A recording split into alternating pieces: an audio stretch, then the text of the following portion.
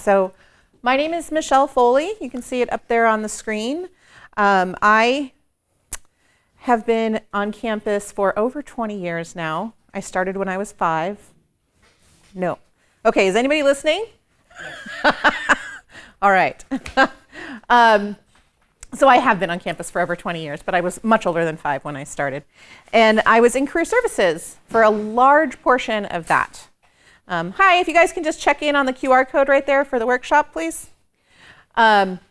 So the knowledge that I'm sharing today comes from a lot of that experience and education in career services, as well as my interaction with the companies that are recruiting our students. So part of my job was student advising, but I also coordinated career fairs. How many of you went to the career fair that just happened last week? Or maybe the one in fall quarter? Okay, so that's the kind of thing that I would do in career pathways, and obviously there are now people continuing to do that on. We also coordinate information sessions with employers. Obviously there's thousands of job postings on Handshake, and all of this information coming together helps us identify the skills that they really want to see our students exiting with from university, right? So separate from the major skills, what are things that every student needs to have? All right, so I'm going to hang out close to the laptop and the podium up here because Natalie is recording this. So what we're going to look at today, what does it mean to be career ready? How do you know when you're career ready? And when do you really need to start? Can you wait until you get close to graduation to start working on getting career ready? Right? So that's kind of what we're looking at. But I'll do a quick pulse in the room. How many here are first year students? Okay, second, third, fourth, gonna graduate this year. Fourth, not gonna graduate this year. Okay. Hold on. Oh, I think because I was a chemical engineer, it's a different system because it's a 3-year program. Okay. So I think I'm probably technically 2 years. Okay, so you're about a year away from graduation, or 2 years. No, 2 years. Yeah. Is it a 3-2? Are you doing 3 undergrad and 2 masters? Well, it depends. I'm not entirely sure if I want to do undergrad, but Okay. or grad school. Grad school, yeah. Okay. All right. It's okay. You can come forward. All right. Okay. So that gives me a good idea of who I'm talking to and where you might be in the process. So who feels career ready now? Anybody? What do you think it might take for you to get there? You can just throw out your ideas. Graduated. Graduated? Okay. So you need to be graduated to be career ready. I think so. Okay. Uh-huh. Maybe like experience or internships in the field. Okay. So experience or internships in the field. Confidence. Confidence is so important. So you could have both of those things and not be confident. That's going to make it really challenging. Any other ideas? Okay. I think that's a good start. So let's see. So really what we're talking about when we think about being career ready, aside from those hard skills, are what? What other skills besides those hard major skills, right? As a chemical engineer or chemical engineer or chemist? Okay. You're learning how chemicals are going to interact with processes, essentially, right? On the very large level. What else do you need to know? I Those probably need to know how to deal with people well. That's a soft skill. I don't know specific. It'd be teamwork, yeah. Teamwork? Yeah. Mm-hmm. Certainly. What was I going to say? Thinking outside the box. Definitely having a creative mindset and the ability to adapt in circumstances is important for Okay. being career ready. So adaptability, thinking outside of the box, and what was the other one? Yep, just those two. Okay. All right. Any other soft skills that you might be building? One. Yeah? Communication skills. The ability to articulate ideas concise. Yeah. Absolutely. So communication. All right. So all of these things essentially translate into transferable skills. So I'm just going to put some definitions up here. So when you think of transferable skills, we can easily break that down, right? So if you transfer something, you're taking it from one place and you're moving it to another. If you're able, you have the necessary power, skill, or resource or qualification to do something. And then the skill itself, that second word, is something that comes from your knowledge, your practice, aptitude, things of that nature. It's something that you build upon, something you learn and nurture, right? And so this is what transferable skills, how it's defined. And then this is how I put it related to career. So abilities developed from experiences in the past that when conveyed well demonstrate your qualifications. So when you're thinking about your transferable skills, a lot of it has to do with communication and identification. So we kind of went through this already. How many can you name? And there's a lot. And we went through this already, so we'll start here. So there is a professional association that is called the National Association of Colleges and Employers. It goes by the acronym NACE. And this is a collection of career services professionals that work in higher education, dominantly four-year universities, some community college as well. And then the employers that are recruiting from universities.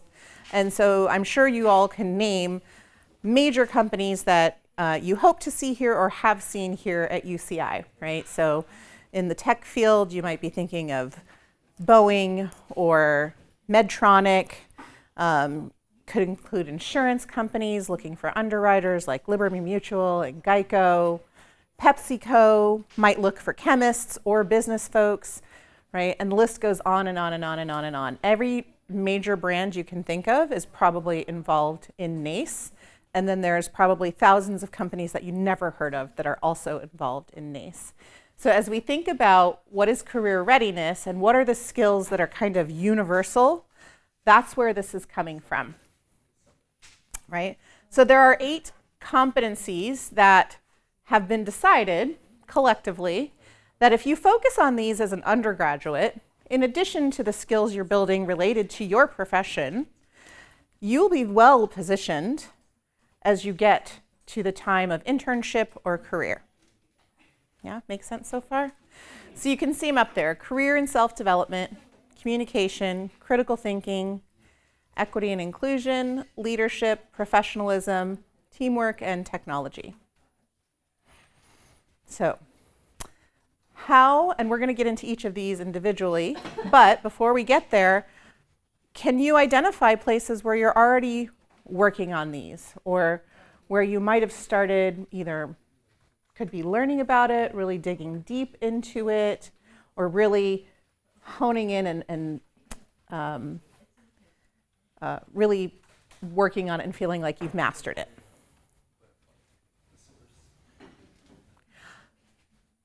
Yeah. Maybe not mastery, but I think in discussions we're encouraged to do teamwork, especially when we're placing the groups. So I think that's the one thing that maybe like school can automatically prepare you for. Okay. So you were saying in the classroom. Where else might you be building these skills? Oh, you can go first. Oh, I was thinking of learning a programming language because a lot of those are used by different companies. Mm-hmm. So yeah, that might be one of them. Okay. Exactly, it's a little bit more unique. Yeah. So I'm a music major, so I'm required to be in music ensembles, and a lot of the skills required to perform in concerts, especially since I'm a choral singer. These skills are very significant to making sure that we are all prepared for a concert. So that's how we develop leadership and communication skills. Absolutely. So I don't know if everybody could hear that. So she is in a music ensemble. And what is your major? I'm a music and cognitive science major. Okay, music and cog sci major. But being part of a team of people that are performing together is certainly a way that it's building on leadership, communication, and actually, I'm sure, many of those skills, right? How else? How else are people building anything on the screen? How many of you frequent workshops? Do you come to a variety of workshops throughout the quarter, throughout the year, offered by different departments? You've all been to at least one. You're here now, right? That's part of your career and self-development. You've recognized that, hey, this is something that I feel like I need to learn about in order to be more successful as I progress through my higher education. So I'm going to go and take 45 minutes and learn something new that's going to help me. That is the epitome of career and self-development. Okay? All right. So let's get into each of them. So each of the slides, subsequent slides here, are going to talk about all of the skills and give you some examples of how you're building them. And hopefully you'll start to recognize some of these things in yourself that you've already engaged in, or as you begin engaging in them as you progress, hopefully you'll recall this and, oh yeah, we talked about this, and I am building my communication, or I am building my leadership here. But career and self-development is proactively develop oneself and one's career through continual personal and professional learning, awareness, and one's strengths and weaknesses, navigation of career opportunities, and networking to build relationships within and without one's organization, right? So that's a fancy definition. Coming to workshops, going to career fairs. How many of you have heard of informational interviews? Informational interviews are fantastic and an absolute career and self-development strategy. So I'll ask, how many of you are on LinkedIn? Most of you, okay. So on LinkedIn, the whole point is connecting with a network. You're building your people, right?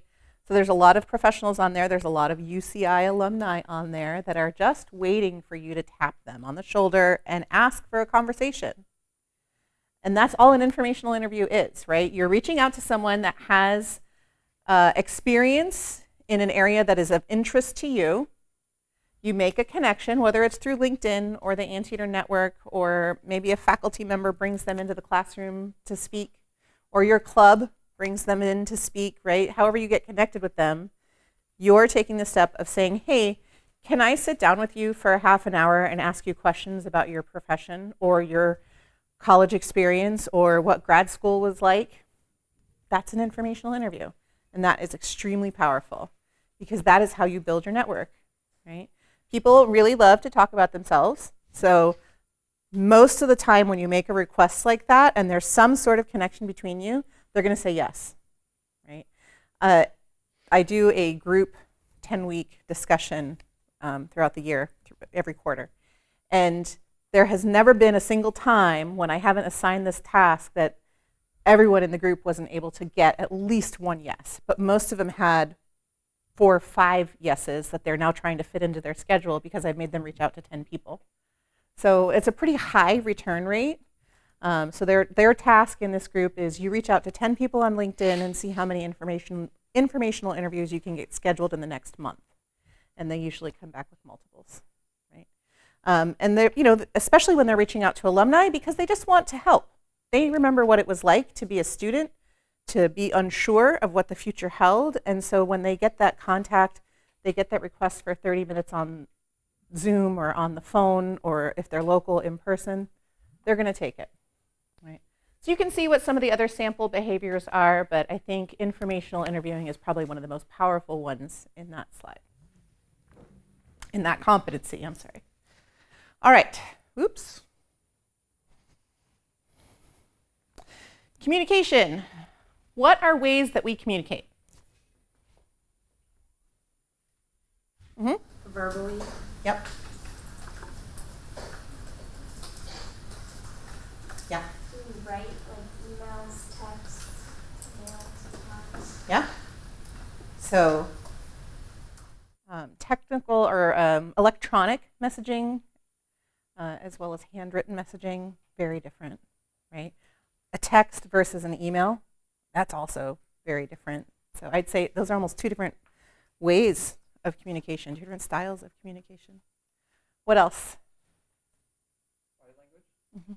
Phone calls. Phone calls. Mm-hmm. Yeah, and body language, for sure.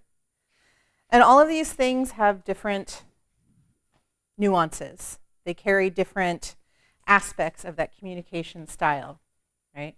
And so understanding the different ways that we're communicating and identifying them as often as you can, and just being aware of them. So not only when you're expressing yourself to others, but as you're listening to other people talking or listening to a presentation or watching something on TV, how many of those different aspects of communication can you identify and hone in on to understand the message that is being delivered to you?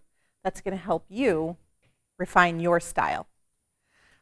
We all want to be heard and understood. And so the more that you can do to really understand your communication, your preferences of how you want to communicate with people, the differences in how we communicate. So when is it okay to text someone versus write them an email versus pick up the phone and call them, right? So you're identifying your own personal preference, but you're also identifying what's appropriate for the situation and maybe what the recipient's preference would be. So when you're thinking about your parents, do your parents want to get a text message from you, or would they rather have a phone call from you? You know, and thinking about it in that regard. What's your preference versus theirs? Active listening, certainly very important. Also, the language that you use, the word choice, maybe your accent. Have any of you ever heard of code switching? So code switching is when you're using different vernacular depending on the situation you're in. And so people of color often experience this, where when they're in their home setting, there is a certain expectation of how they communicate. Maybe they use slang, or maybe they speak in a different language at their home setting or their casual friend setting. But then when they come to the campus or go to work, they have to switch that, and they have to adopt a different style that is what is dominant where they are, right? So I think we all somewhat do that on a regular basis, but just know that it's a lot more extreme for some people than others. But recognizing that that's a thing, right? Asking for feedback is a form of communication. Asking questions or needing more information on tasks as assigned, is another form of communication. So again, you guys are going to have all of this. I want to make sure that we have time for our activity when we get there. Critical thinking is something that we talked about briefly. You're all practicing this on a regular basis through your schoolwork. How do you break down assignments that have been given to you? How do you think about the content in a way that can make sense to you, maybe that you need to explain to others, incorporate into a presentation? But yeah, that critical thinking, sample behaviors are there, gathering, analyzing information, anticipating needs, prioritizing action steps. Critical thinking is something that we're using a lot in planning symposium, right? We have almost 600 student researchers or student projects that'll be presented by just under 1,000 students. A lot of critical thinking, a lot of analysis, and a lot of anticipation of challenges is happening to make sure that that event is as flawless as possible, and that regardless of what goes wrong, hopefully none of you will know it, right? So all that's happening on the back end. There's so much critical thinking and planning happening related to symposium by a lot of people. There's a large committee working on that. So critical thinking is something that you'll use in so many different scenarios and so many different aspects of life. I mean, hopefully you're using a lot of critical thinking when you drive. You might have to use critical thinking when you walk in front of Aldrich Hall and try to cross the sidewalk to get down to the bus stop. There's a lot of traffic there. There's a lot of different things happening. There's electric scooters, there's cars, there's people going in different directions. I've seen a lot of dogs recently. So, critical thinking is something we use all the time, everywhere. Being able to identify it and start collecting examples, whether it's in the back of your mind or starting to write them down, right? And some are going to make more sense than others. Your classroom examples might be what you want to start documenting for professional, but critical thinking comes up anywhere.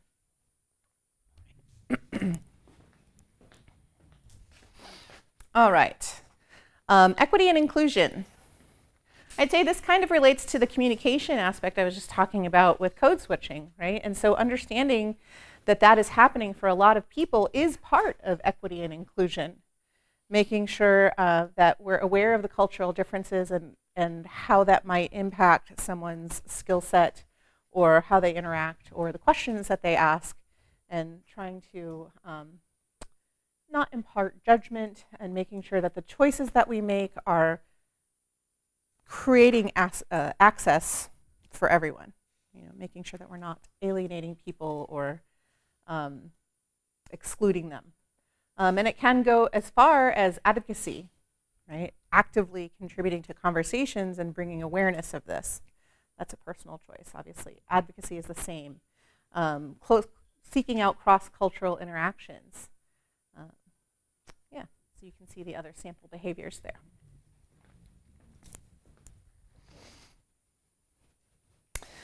Professionalism. What is the difference between professionalism and leadership? They're often thrown together. Mm-hmm. Well, professionalism would just be doing the proper the proper roles, but leadership is kind of going above that. And I'm trying to figure out how to word this. Not just going along with a required code, but writing such a code, or you're in the position where you're telling people how they should behave, not just behaving a certain way as you should. I don't know if that makes sense. Okay. So there was a key there. You said you have to be in a position to tell people how to behave? Well, there's more to it than that, but that is part of leadership, I would say. Any other ideas related to the difference between professionalism and leadership? Mm-hmm. I guess in the context of professionalism, there is a form of etiquette that you need to understand when you're in a workplace. However, as mentioned, leadership does go above and beyond that. However, it's more than just enforcing etiquette, but it's reminding people of the etiquette needed to ensure proper collaboration. Okay. Any other ideas? All right. We'll see when we get to leadership. So the definition here is knowing work environments differ greatly, understand and demonstrate effective work habits, and act in the interest of the larger community and workplace. So business or professional etiquette may look different depending on where you are. I think a perfect example of that is if you go to one of the tech giants like Google or Apple or whoever else, you know, there's so many now, any of the gaming companies, what is acceptable and expected behavior, professional behavior in that work environment is going to look extremely different than if you walk into Wells Fargo or any other banking institution, right? The people are going to be dressed differently. They're probably going to address you differently. They might use different technology in one place versus another. Rely on different technology for their work in one place versus the other. So, so things of that nature, you know, something as even changing as that. It's all professionalism. It's all how you act in the workplace, but it's going to be dependent on that workplace. So understanding that and being able to be flexible with that.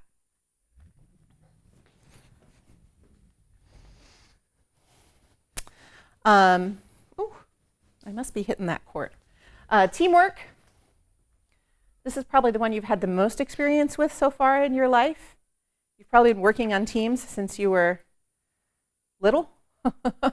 For different reasons, obviously. Why you're working on a team changes over time, but maybe you were in organized sports or music or theater or anything else, right? You're working on a team way back when and bringing that into a space now where sometimes you might not know the team, but you have to pick a team for a class project. Or intramural sports out at the Arc. You walk in and don't know anyone and have to get assigned to a team, right? And learning how to adapt and utilize those other skills that we've been talking about to fit into the team and to work collaboratively to achieve a goal. That's, in my opinion, the ultimate of teamwork, working together to achieve a goal. You can see the other sample behaviors there.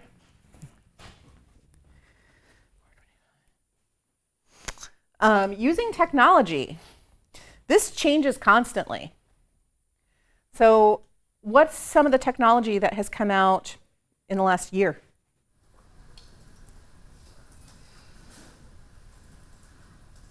It's been big headlines. Mm-hmm. Yeah. Just different types of APIs. Right. Yeah. And how that fits into life. It's certainly been a big topic on university campuses across the country. How do universities perceive artificial intelligence and its use by their students? And there's varying opinions across the world. There's varying opinions across UCI, right? And it's been very interesting to see how that is developing.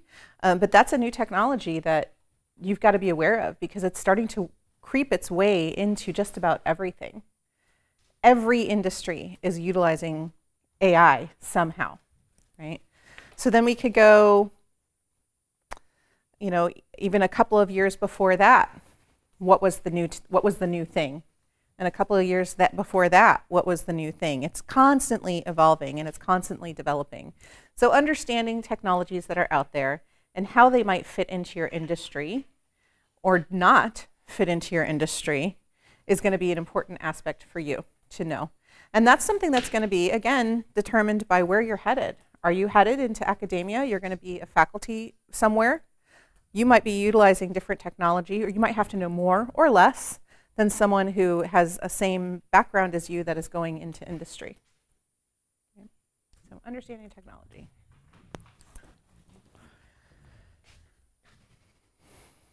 All right.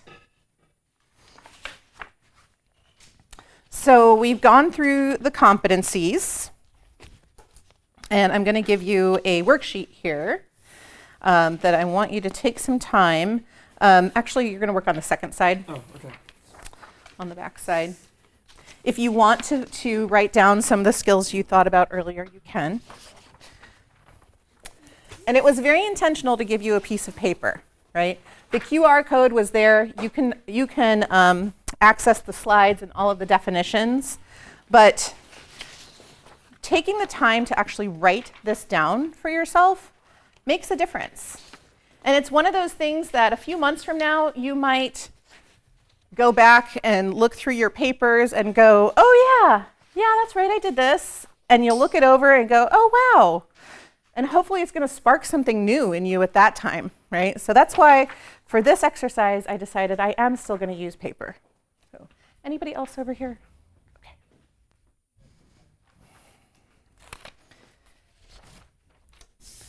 There you go. Anybody back there? One over here? Sure. All right. So this is pretty straightforward. It's nothing magical here. But in the first column, I want you to think about a job you've held. If you haven't held, that's what I would like you to focus on, is a job you've held. If you haven't held a job before, think about a leadership position. Were you an officer in a club here at UCI or at high school? Were you part of an organized team, right? And if that is the case in your life, right? So then think about what it means to be there. So if you're thinking of a job, I'm a cashier at CVS. So as a cashier at CVS, I need to handle cash. I need to greet customers. I need to scan products to make sure that they're accounted for in our inventory system, right? You're scanning products, making sure people are paying for what they're buying. You might have to stock the shelves. You might have to retrieve stock from back somewhere that somebody's looking for. So there's a lot of different things that might happen at CVS, right? So thinking about the job that you had and trying to break it down into the different tasks, and then associating that with a competency, So what competency were you working on? And you might be working on multiple competencies while performing that task. And how that will be demonstrated, or how you'll continue to build on that competency, right? So perhaps, you worked at CVS in high school, and it's where you really started to get your attention to detail, because one day your drawer was short and you had to pay that extra $1.25 that was missing from your cash drawer. I don't even know if this is a thing anymore, right? I'm showing you how old I am. Like, we actually had to cash count. You still do it? No, I think those stores still do cash, right? Yeah. Yeah, I would think so. So, right. So you paid your $1.25 because your drawer was short, and you never want to do that again. And so now you've got to start paying attention to detail, employing that critical thinking, making sure people aren't distracting you while you're trying to do something. If you're willing to share, I'd love to have each of you just read one task and the readiness skills that you feel you built or are still building related to that task. Because I think that sharing can potentially help people. They might not think of something that they've had similar and how it's impacted them. So if you're willing to share, and if you rather not, that's okay too. We want to start towards the back and have you share something. And if you want to pass, just say pass. Okay. Hi, my name is Emily. In this corner, I'm one of the ICS 31 lab tutor. So it really helped me to build some communication skills, since I need to talk to students and answer their questions. And I also need to think about the answers for the questions. So it also helps me build some critical thinking skills. Yeah. Absolutely. So as a tutor, she's building critical thinking and communication. Yeah, thank you. Hi, my name is Hannah. This is something I did in high school. So I participated in outreach programs called IBDC, and I was a high school instructor, and I got to practice my skills in communication and critical thinking and teamwork, because I had to work with other instructors and help teach elementary school students on epidemiology. Oh, wow. Yeah. The topic threw me. I'm like, wow, you're teaching epidemiology in high school as a high school student, right? Wow. Hi everyone, my name is Karina, and I had a leadership position in National Honor Society, which is a volunteer-based group. Some of the CRCs that I think I employed were communication, because you're working with a team of officers, and teamwork, once again, because you're working with that team. And then technology was a really big one, because we organized our events through the Google Suite, and we also used Wix to maintain and update our website, and that's also how we just coordinated everything in general. Awesome. Over here. Hi everyone, I'm Lucas. I was a camp counselor for about 2 years, and I think some of the things that I did was communication. You have to communicate with your team, with the campers, and then teamwork. Obviously, like I said, like working with a group of instructors, as well as critical thinking, trying to think of the best way to conduct camp in the most efficient way. So. Mm-hmm. Here. Oh no. So it's probably isn't as impressive as some of those other ones, but I worked as a order fulfillment associate at Home Depot. So what we do is we stage online orders. So some of those orders were sometimes really high up, or someone who do a forklift or could use a forklift how to get it. So communication and teamwork was needed in order to get those. Mm-hmm. Okay. And don't discount that, Yeah. right? All of your experiences are adding value to your toolkit. And so, even if it seems like, oh, it's not really related to my career, you don't know how the potential employer sitting across from you might relate to that. They might have worked at Home Depot when they were in high school or in college, and so they can really relate to that. So try not to minimize any of your experiences and really embrace what you've done and talk about it positively. Awesome. Well done. Okay. My name is Andrea,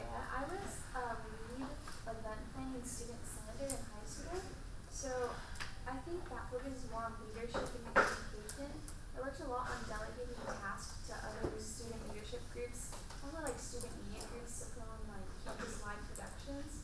So that's a big skill because I think leadership is a lot about delegation and seeing what skills other people have that can be used towards a goal. Yeah. So I was a student teacher for a music education organization, and whenever we plan lessons with other students, we would often come together to delegate on lesson plans and ideas, as well as what topics we should cover for each weekly lesson. Okay. You all had some great examples, and thank you for being willing to share your examples that may have triggered some thoughts with some other people. As you continue down, you may decide you're going to stop here, but if you want a little bit more and want to go deeper with this, I would encourage you to find your old job description, right? So whenever you joined that group or took on that leadership role or took on that job, if you can go back and find that job description and see what they listed on the job description as skills that you would need to help you continue to think about these career readiness competencies and other things that you built. We have a tendency to really focus in on certain aspects of our job. That happens with professionals that I work with now, right? They really think about their job in one way, and they often miss other things. I do the same thing. Someone else actually the other day just pointed out to me, make sure that you include that, what you just did, this conversation that you just had, these people you got together to achieve a goal, on your Achieve. Achieve is our evaluation platform here at UCI. And I was like, what? Like, it didn't even occur to me, because in my head, my role is professional development with students and also corporate outreach, so getting these companies to come and interact with you. And so it didn't even really it didn't register for me that I had to be resourceful and find some answers, and it took getting a couple of different departments to talk to each other for us to figure out the best method to take some registrations and collect some money, basically, is what it came down to. And because I don't focus myself on that part of my role, probably because I like most interacting with the students and interacting with the companies, I didn't even think about that as an achievement or a skill builder for me. And so you might be doing the same thing to yourself. And so going back and reviewing that job description that got you to that position in the first place might be helpful. Or talking to other people that you worked with or worked in similar roles as you and comparing notes and what did they focus on? And are you both focusing on the same thing, or are you missing? Do you have blinders for certain aspects of the skills that you've built? Because it's very easy for us to do that. So we've really talked about the skills, the soft skills. Oh, I missed you. I'm so sorry. I didn't mean to exclude you. Did you want to share anything? Okay, I'm so sorry. I'm focusing over here. All right, so we've been talking about all of the soft skills that you can focus on, right? So you may be in your lower division classes, you're not to an internship yet, so you need to really build all these soft skills to get you into these upper division experiences, so to speak. You want to start thinking about those hard skills that you need to develop as well. Some of them you might be getting through the classroom, but some of them you might not, because major does not equal career, right? Some of you may know exactly what you want to do. Others may be still exploring. So now is the time to start reading future job descriptions, right? So you're not just looking back and seeing what did I do and how did I build skills. You're looking to see what are the skills that I need to focus on. I want to go into social media marketing, so I really need to make sure that I understand the different graphic development platforms that are out there and how to use them. Or I need to understand how to use social media management software, right? Because social media management isn't just about posting on Instagram or on Reels or on TikTok.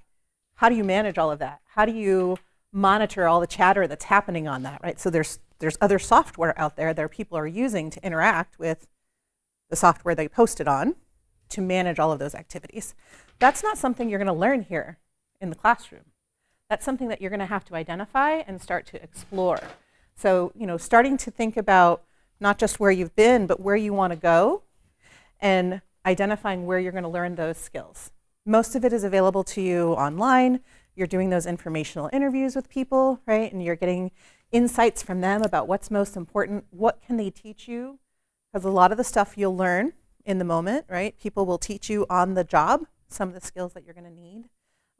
So be open to that exploration and be inquisitive about what your future might bring to you. And you will find yourself in a wonderful place. You will build the confidence that you need as you go through your time at UCI, and you will be well positioned to start applying for those internships or professional positions. What questions do you have? How can I help? Anything? Okay. Yeah.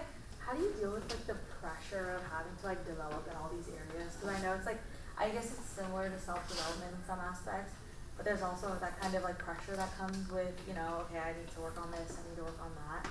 How can you like manage that kind of stress or pressure that's associated with developing yourself? There's only so much time in a day, right? Or a week or a month. So what I would suggest is building it into your schedule, right? Maybe depending on your year, it might be 2 hours a month that you're going to put onto that if you're in your first or your second year. If you're closer to graduation, or if you're going to start actively looking for a professional internship, you might want to do 1 hour a week because you need to build in your time to come to workshops. You need to build in your time to research the different opportunities that are out there, to customize your resume. Customize your resume does not mean you have to rewrite the whole thing every time, but you might need to move things around. You might need to change some keywords. So understanding what that means and how to do that efficiently so you're not spending an hour rewriting your resume every time you want to apply for a job or an internship. So, building in that hour into your schedule makes it more manageable. It also obviously creates some structure for you so that it's not a random occurrence that you're working on your professional development and seeking your next opportunity. It's something that you've structured for yourself and built in so that you hopefully can relieve the pressure that a lot of people feel with it. Mm-hmm. I know you mentioned major doesn't equal career, and I also know you mentioned something about like hard skills. Uh-huh. So I'm a first year, so like hard skills is something I'm trying to develop. What would your advice be for like the summer? Because obviously like summer is like a really good opportunity for people to like develop like more technical skills. Yeah. Especially when fall comes around and start having industry nights and stuff like that. Right. So are you computer science, or you want to? I'm biomedical engineering. Okay. So like I literally took like one major class Yeah. this year. Uh-huh. So, Okay. So I think with something like biomedical engineering, it takes time to build up to the really hard technical skills that you're going to need. So what would be a good use of your time for your career development, I think, is doing some informational interviewing and talking to professionals. So if you're in your first year, for a biomedical engineer, you might get a internship second year. The probability is higher that it would be third year. So if you're talking as a first year, talking to these professionals saying, I want to know what I need to do now, they will love it. They will tell you. A lot of them might have explorer programs where you can come in for a week or two that you're going to get invited to by doing something like informational interviews. So that's where I would put a lot of your focus right now. And then also, obviously you're part of RDP, is that right? You're the Research Discovery Program. So research might be something that you can start getting into, as early as fall next year to get exposure to some of the technologies.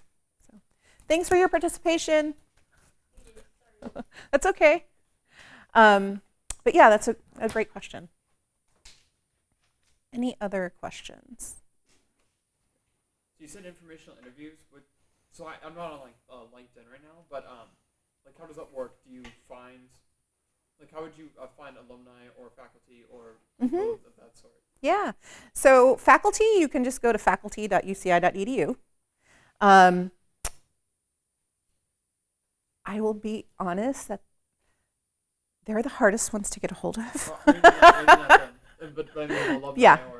So our alumni association has the Anteater Network, and those are alumni that have put themselves onto this platform to be accessible to current students. Okay. Right. Anteater Network. And so if you just Google UCI Anteater Network, you'll find it. You log in with your net ID. You'll probably have to create a quick account, and then you can search through. I strongly encourage LinkedIn. Right? When you go to LinkedIn, from your home page, type in UCI or UC Irvine in your search bar, and you'll come to the university's page. So the university has a business page, essentially. One of the subcategories is alumni. On that alumni page, I can show you.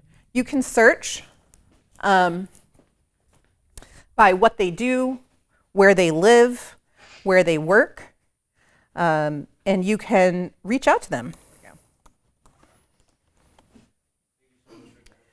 All right, you have my email address. Feel free to use it. Okay, so this is my LinkedIn account. I just go to search right here, UC Irvine.